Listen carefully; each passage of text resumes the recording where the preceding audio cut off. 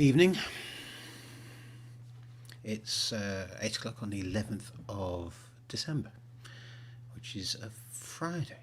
That means, using my elementary grasp of maths and calendars, that next Friday will be the 18th, and that'll probably be the last live stream this year, because the one after that will be Christmas Day, and one after that will be something else. New Year's Day, right? That's how it works, isn't it? It is, isn't it? So maybe I'll do a New Year Day one. It's nothing special, is it? It's just a chance to celebrate and say goodbye to 2020. So, yes, welcome to another live stream. Let's see who's in. Hardly anyone. You see, I've alienated everybody now after the last one. I don't know what I said, but look, winter jumper. Not quite a Christmas one, but you know. Trish is here. Hello, Trish. Hello, Lee. I've got the right day, haven't I? I think so. Anyway, I shall address myself to all you people in the future, if we don't get many on the actual live stream. So thank you for tuning in from the place with all the flying cars and vaccines. Nice to see you. And cheers.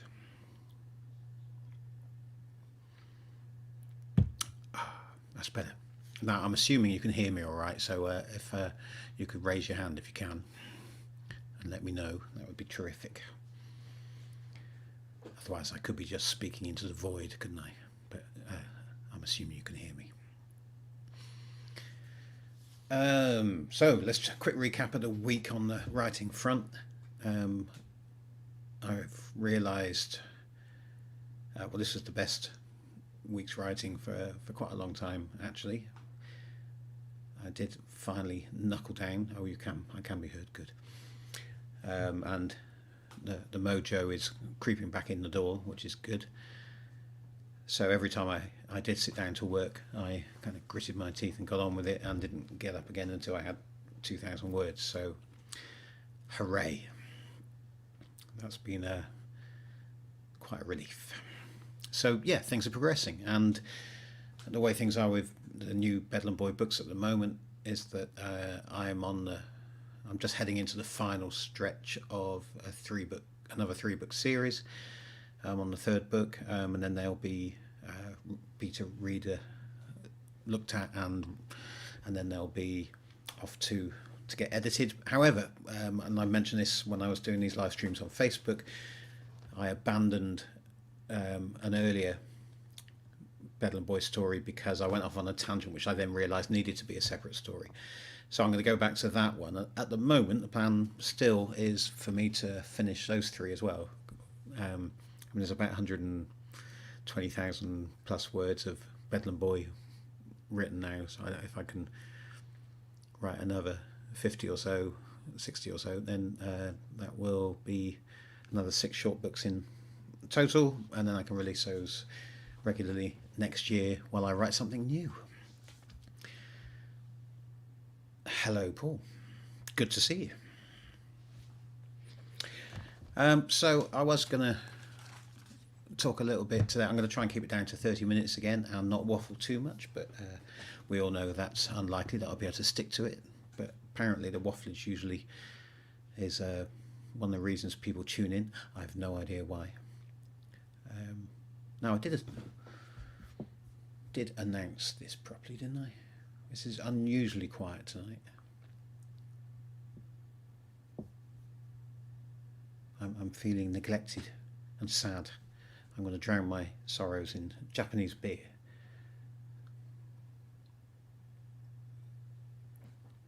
And I shall talk about what I was going to talk about, which was listening to music, which we did. It came up last week a little bit. Oh, and here's Sage with the excellent logo. Love it. Nice to see you. And as Lee points out, never known it this quiet. There's not some weird sporting event I'm unaware of on, is there? Trish says, didn't see an announcement. I wonder. I announced it on YouTube, but I didn't announce it on Facebook, so I wonder if I should just stick a reminder on my Facebook page. I should just do it now. Live stream right now, folks. And I suppose I should include a link to that. This is me desperately trying to do something useful on the computer while still talking. And I'm not looking at the screen because I'm trying to find my own live stream.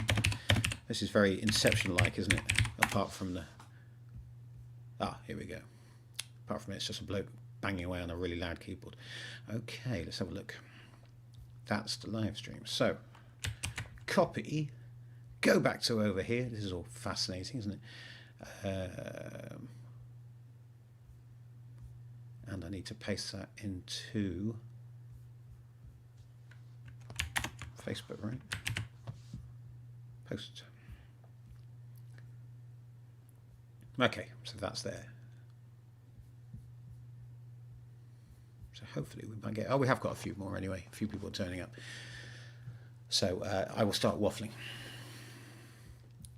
Yeah, we all love the keyboard. I have to say, can't show it to you at the moment because it's in the other room, but I've got this lovely new musical keyboard, which is by a Swedish company called Electron with a K, and it's called a Digitone Keys.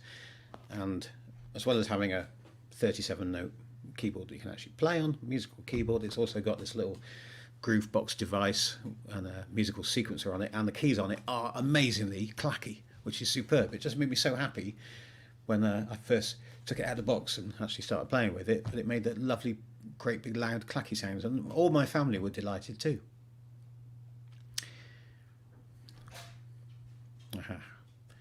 Hi Sam, trying to multitask tonight. The work Christmas quiz on Zoom at the minute. Well, if you need any help, just type it in the comments and we'll try and answer the questions for you if you're stuck on anything. Hello, Albie. Well, you might as well come up. Oh, hang on, wait a second. Don't just wait till I turn around. Just get okay. Right, wait. Come on. Oh God. Yes, he realised it was Friday. Your internal. Just stop. Just sit properly. Right. Just wait. Listen. I know you can see the biscuits.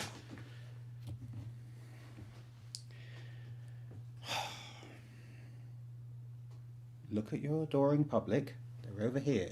There's the camera up there. There you are. Okay. Good boy. Take it gently. Is that gentle? Is it really? I mean, you managed not to bite my fingers off, but you know. Seriously, mate. See, when you eat like that, everybody in the family goes, "Oh, he's so cute." If I eat like that, you should see the looks I get. You want one more? Or not? You want it? Oh, you do? Okay, take it gently. Yeah, okay.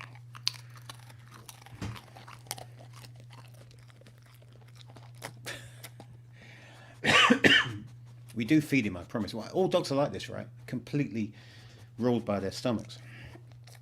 You're ruled by your stomach. You're an affectionate little tyke. I'll give you that. But, you know, it's only because we feed you. If we stop feeding you, that'd be it. If someone else started feeding you, your affections would be transferred immediately. No good trying to eat the headphones or my keyboard. It's all gone. I'm sorry. Is that nice? Are you leaving now? Go on then. Go on. Yeah, see you soon. Thanks for dropping in. Oh, you're staying, are you? No, you're going, aren't you? Right, fine. Yeah. Take what you want and go. Right, okay. We all love a clacky keyboard. Yes, Albie. We all love Albie. He's a very popular boy. Music, that's what we discussed very briefly last time, and I said I'd come back to it, so I thought I would. That's listening to music while you write, and a lot of people do. Who was I listening to being interviewed? It's on one of the Adam Buxton podcasts, so it must have been. I'm going to do a clickety-clackety.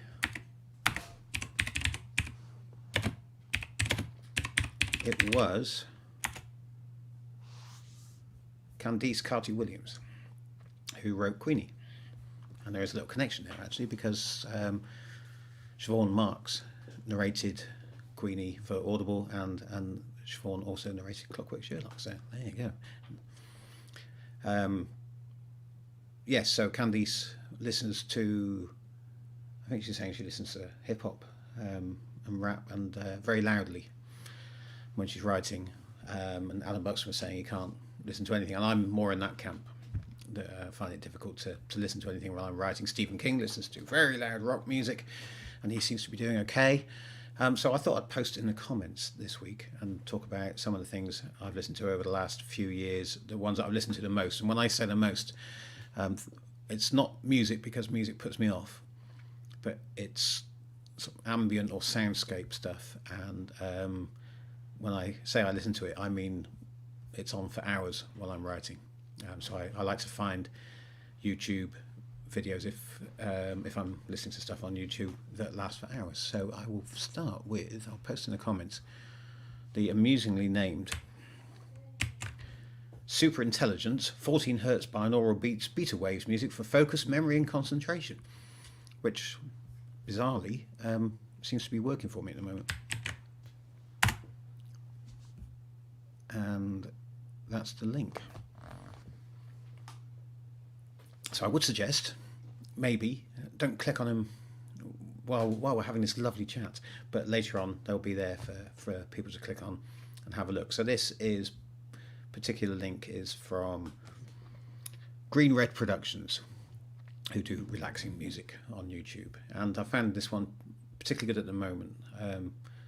I would put it on, but I don't think it'll connect and play anything, so you'll just be listening to silence. I mean, very little happens when you're listening to it. It's just it kind of moves along. There's no real harmonic progression, but that's kind of the point for me. It's shutting off the room outside. It's letting me stay where I am in the story, and it's working really well. And that's a 3-hour video, that one. So I can really recommend that one. I'm going to go. What's the next one I found? Right. So this is Cryo Chamber. Now, Cryo Chamber was a discovery a couple of years back, and they've just got loads and loads and loads of stuff. It's all ambient stuff. Some of it is very soundtracky. It's like soundtracks to games or something. And it could be found here. So Cryo Chamber, it's also a record label, but they do long compilations or mixes, so you can listen for 2 or 3 hours to something on their channel, and I'd really recommend that stuff. It's great. I imagine if you were writing fantasy or horror, it would be perfect. But it ticks most of the boxes for me. There's the occasionally you will get speech on it. It's usually sort of something like some strange radio that's been tuned into with some kind of demon on the other end of it. However, if it actually lapses into recognizable language, that's it, I'm in trouble. So I avoid those ones, but I imagine it's something that would suit everyone on that particular channel. We have a comment from Sage. Whitebat Audio. Synthwave. Oh yeah, no, I think I mentioned this as well. I think synthwave is a made-up term for certain 80s type of music. It certainly wasn't a term at the time for those of us who were old enough to be getting into music in the 80s. I was the perfect age. And soundscapes from Tabletop Audio. Great, I can look these up after the live stream. Thank you. Right, so number 3 was one that I discovered after World Walker, but I think during the Half Hero series, which is good because it's very science fiction-y. It's from one of my favourite films. Someone has taken some of the Blade Runner soundtrack stuff, and they've made a playlist out of it, and they've done, what have they actually done to it? I just came back to his channel and realised he's now remastered all of it. So I think some of it is from the original soundtrack, some of it isn't. It's sort of all mixed together, but it just creates this amazing soundscape. And if you look up Blade Runner Ambient or Blade Runner Off-World, you'll find it, but I will post it in. But it's a great YouTube channel. And here it is. So this is the Blade Runner off-world ambient soundscape. And if you love the world of Blade Runner with that sort of futuristic, almost like futuristic Hong Kong, with the rain always coming down, there's a lot of that in there. Lots of bleepy blooping stuff, which you can never have enough bleepy blooping, as you know. Yeah, really recommend it. It's great. It's another one that totally puts me in another world. Suggestion from Trish. John Serry, Planetary Music, and the stars go with you. Mostly sounds with some synth, very relaxing. I'll definitely have a listen to that as well. This is great. Keep them coming. And if you're watching this from the future, please leave comments below. Put links to your favourite YouTube or Bandcamp or Spotify or Apple Music or wherever you listen to your music. Put the links down below so we can check them out, especially if it's something you write to or study to or can have on while you work. I'd be interested to hear from anyone who listens to really verbal stuff, like when Candice Carty-Williams, is that if I said that name right? I have. Candice Carty-Williams said she listened to rap. I thought I would be listening to it. That's the problem, and you can't listen to someone speaking in sentences and write your own sentences. So quite amazing, really. I know that's a good point from Sage. He said the white bat audio stuff is royalty free. In fact, YouTube, it's quite interesting. I follow a lot of musicians and electronic musicians on YouTube because I like electronic music and I like trying to make it. And quite a few of those have made albums for YouTube now that are royalty free. So YouTube will pay them, which is a new sort of income stream for artists, which is terrific. So they'll approach these people who are making videos on YouTube, often showing off gear or doing sort of live sets of electronic music, and they will ask them to make an album for them.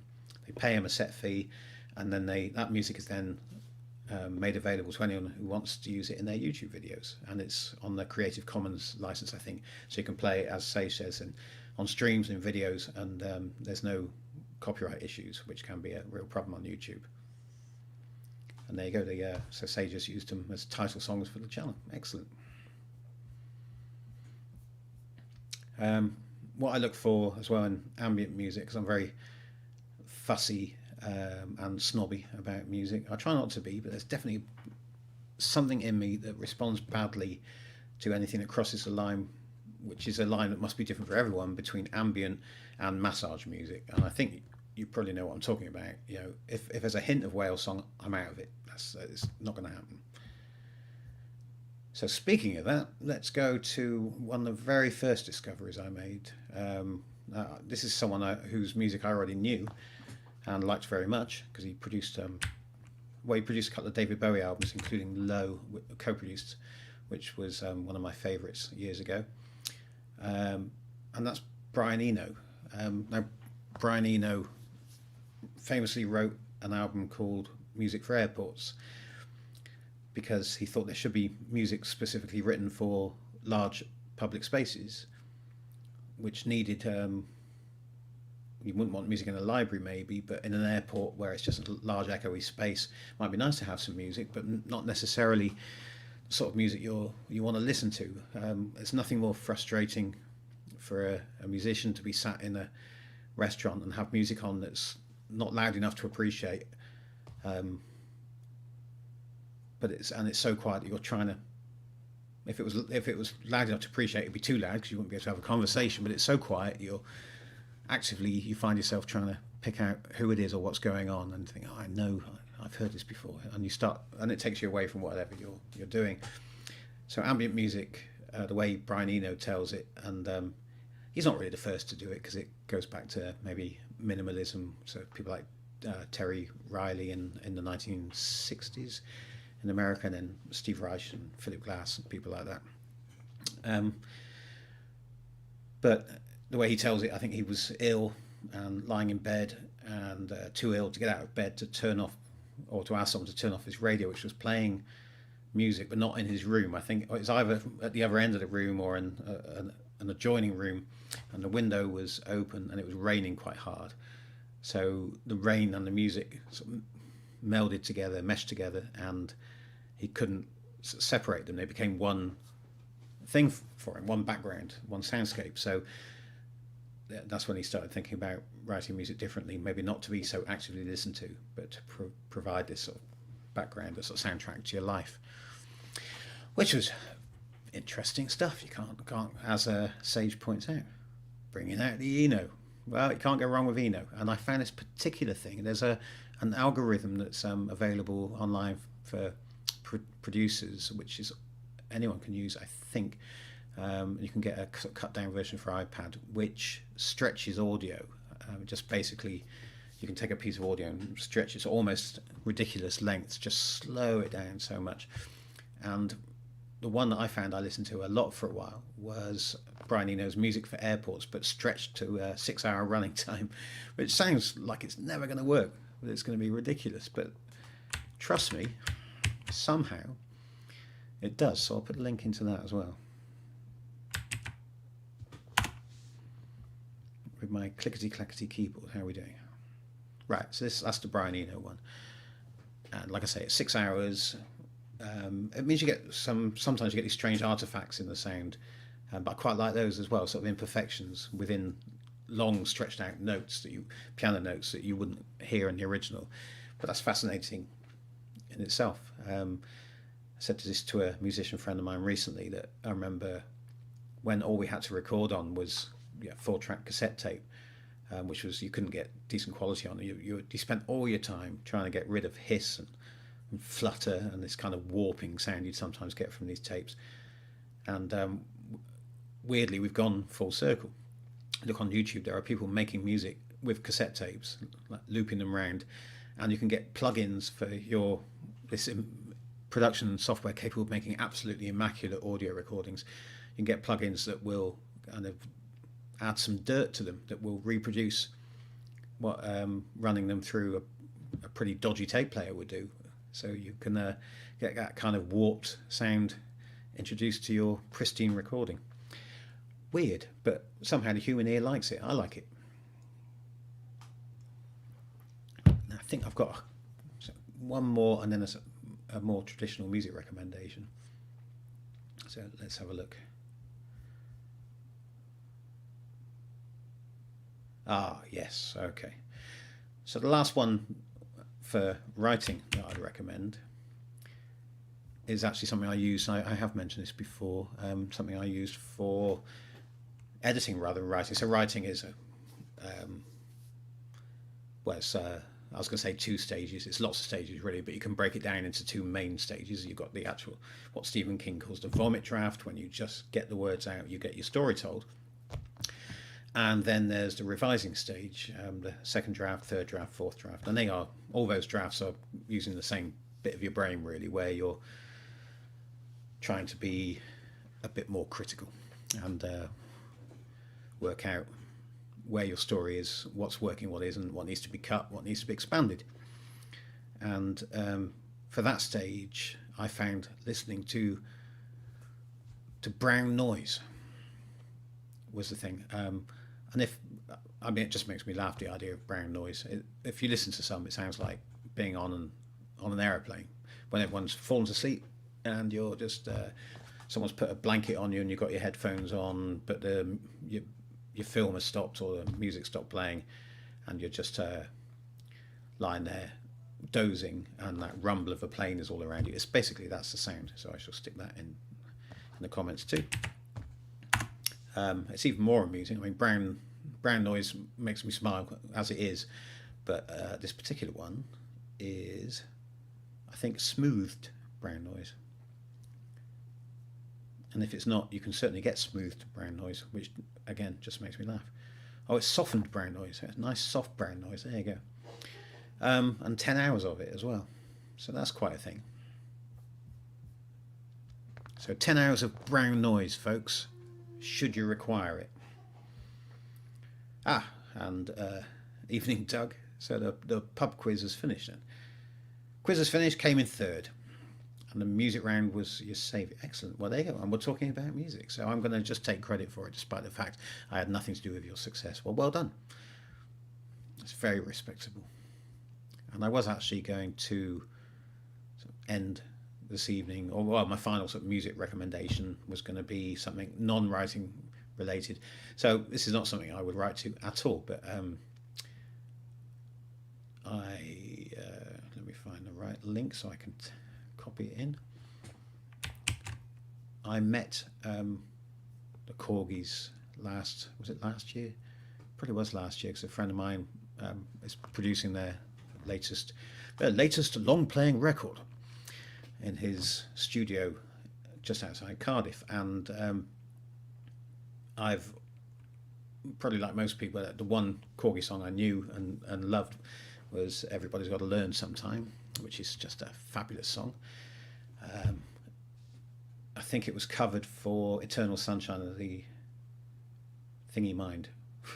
The Thingy Mind? Eternal Sunshine of the Spotless Mind. I had a complete mental blank there, which is ironic considering the story of that film. But that's probably their most famous song. But they're still writing great stuff, and they still sound great. I saw them live last year, terrific. And they've just released a new single, which is on YouTube, and I listened to 3 times this afternoon because I just think it's very catchy. If you like the Beatles, it's got that kind of vibe to it. So this is a link to the Corgis' new single, just because I thought it was great, and the production's superb. That's Al Steele on production duties, and also on lead guitar. I recognise that sound anywhere. It was terrific. So that's it on my music recommendations as far as what I listen to when I'm writing, or in the case of the Corgis, at the end of my writing session today, is what I listen to when I finish writing.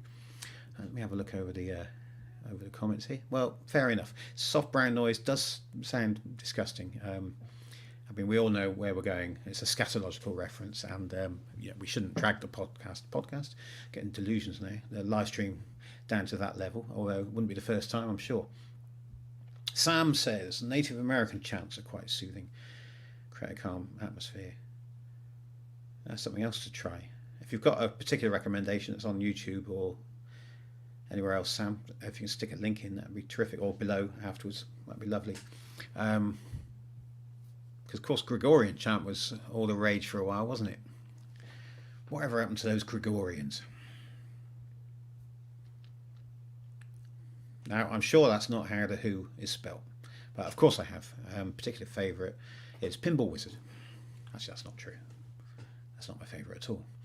However, Won't Get Fooled Again is probably my favourite. I'm assuming this is a different band. The Who. It's probably pronounced The Who. I will listen to them. I can see I'm going to have my work cut out for me over the weekend to catch up. Back to the Corgis, isn't it? We were going to see them and it was cancelled. Yeah, and in fact, I was going to be playing keyboards on that gig. I was really looking forward to it. Well, okay, I say that. 50% looking forward to it a lot, and 50% terrified because I don't do a lot of gigging these days. So it actually meant me doing some rehearsing, checking, doing some practice, getting my chops in order. The Who. The Who. I thought they were a Scottish band from that pronunciation, but no, The Who. Mongolian folk metal. Yeah. Mongolian folk metal. That would have been my first guess, I think. Mongolian folk metal. Actually, it sounds terrific. Just the idea of Mongolian folk metal sounds brilliant. On the chanting, Sacred Spirit, great. I've got somewhere, I'm just wondering if it's actually in here or not. I've got a feeling it isn't. I've got a friend of mine gave me for Christmas a couple of years ago a book of Native American sayings and wisdom, which is absolutely brilliant, which I've forgotten what it's called. It's terrible, isn't it? This is when you're trying to wing it, this is what happens. I'm just staring at these shelves now, thinking it's just going to jump out at me, and I'm going to go, there it is. But of course, it's not going to jump out at me until 5 minutes after I click the button to end the live stream. I'm going to give it one last chance, just scanning that shelf in particular because I think it's there. But no, okay, it's probably next door. There you go. And Sage still listens to Gregorian chant. It's you then. Good. I knew there was someone. Excellent. All right. Well, I'm going to bring things to a close. My brother did say to me after listening to the last podcast now that I transferred to YouTube, and I believe he said it in a slightly critical way, not completely approving, that I seemed a bit more organised than normal and like I knew what I was talking about. There was definitely a note of accusation in his voice when he said this to me, and I said, so not so much just completely aimless waffling then, and he intimated that he basically listens for the totally aimless waffling. Not sure how I feel about it really. I may inadvertently include some aimless waffling every time, as you know, but maybe I'll include some more next time. I probably will. But first of all, we have to drag some more people over to YouTube because, as Lee said earlier, it's been a bit quiet tonight. So I hope some of you get to see this in the future and leave your comments down below. I'm going to try and stick, like I said, to the Friday nights 8 o'clock on YouTube now. But I'll take Christmas Day off, maybe back New Year's Day. Probably will be. Yeah, a week off's enough, isn't it? So once I've listened to the Mongolian folk metal, I shall get back to you, Sage. And Sage likes the waffling, and Sam likes the waffling. Will there be another live stream before Christmas? Yes, that's next week, isn't it? Will be the last one. Next week's the 18th. So yeah, one more, then Christmas, and then probably back after that. And I do promise you more waffling, but maybe you should try and give me topics to waffle about. You can always drop those into my Facebook page, which is just ENW Sainsbury, or you can. Is that sort of thing you do on Twitter? I am on Twitter. I'm just a bit crap at it, but you could do something on Twitter, or you could email me enwsainsbury@gmail.com. And let me know what you want, what you'd like some waffling about. It doesn't have to be all completely writing related, although it'd probably be best if we try and stick to something like that, because if people are, for whatever reason, looking me up on YouTube, dog, hello, all the biscuits have gone. That's a very speculative move. I mean, I like your ambition. What, someone's whispering at you from outside the door, Albie. Could it be child one back from university? I think it could be.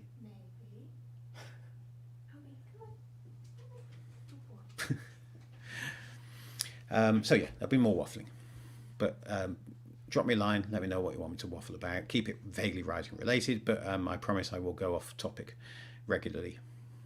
You know I will. So great to see you. Yeah, 2 Albies, not wrong, can you?